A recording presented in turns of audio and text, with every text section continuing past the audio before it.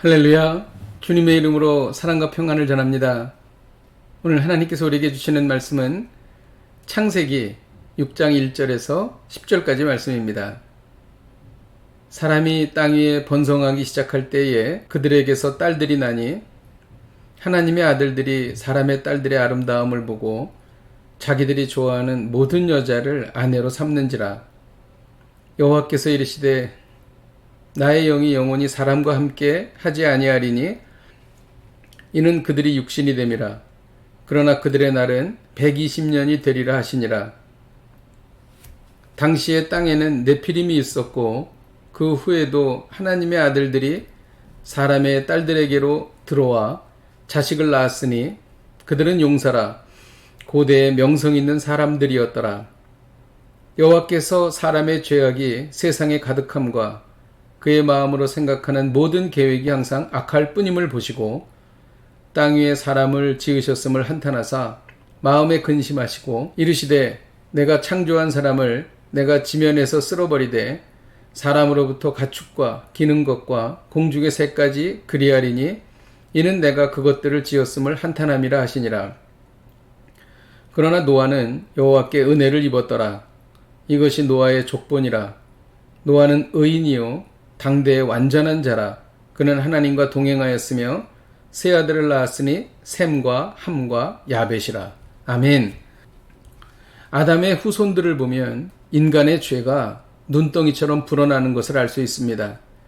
가인과 람에게의 후손들은 하나님을 잊어버렸습니다. 그들은 그들만의 문화를 만들었습니다. 하나님께서는 사람을 생기로 만드셨으나 그들은 생기를 다 잃어버리고 죄 가운데 살아갔습니다. 아담의 후손들은 어떻게 되었을까요? 첫째, 그들은 하나님의 기운인 생기를 잃어버리고 육신이 되었습니다. 하나님의 아들들이 사람의 딸들과 결혼했습니다. 하나님의 아들은 하나님을 따르는 사람들입니다. 사람의 딸은 하나님을 떠난 사람들입니다. 하나님을 따르는 사람들이 하나님을 떠난 사람들과 살면서 하나님을 따르는 사람들도 하나님을 떠났던 것입니다. 하나님의 아들들과 사람의 딸들 사이에 난 사람을 네피림이라고 불렀습니다. 이들은 용사였고 고대의 이름만 들으면 알 수 있는 아주 유명한 사람들이었습니다. 이들은 유능했고 지도력이 뛰어났습니다. 그들은 권력을 잡았고 많은 것을 갖고 있었습니다. 둘째로 하나님은 죄 가운데 깊이 빠진 사람들을 보며 한탄하셨습니다. 한탄하셨다는 것은 하나님이 후회하셨다는 것이 아니라 매우 마음 아파하셨다는 것입니다. 이에 하나님은 나의 영이 영원히 사람과 함께하지 않는다고 말씀하셨습니다. 그 이유는 사람이 육신이 되었기 때문입니다.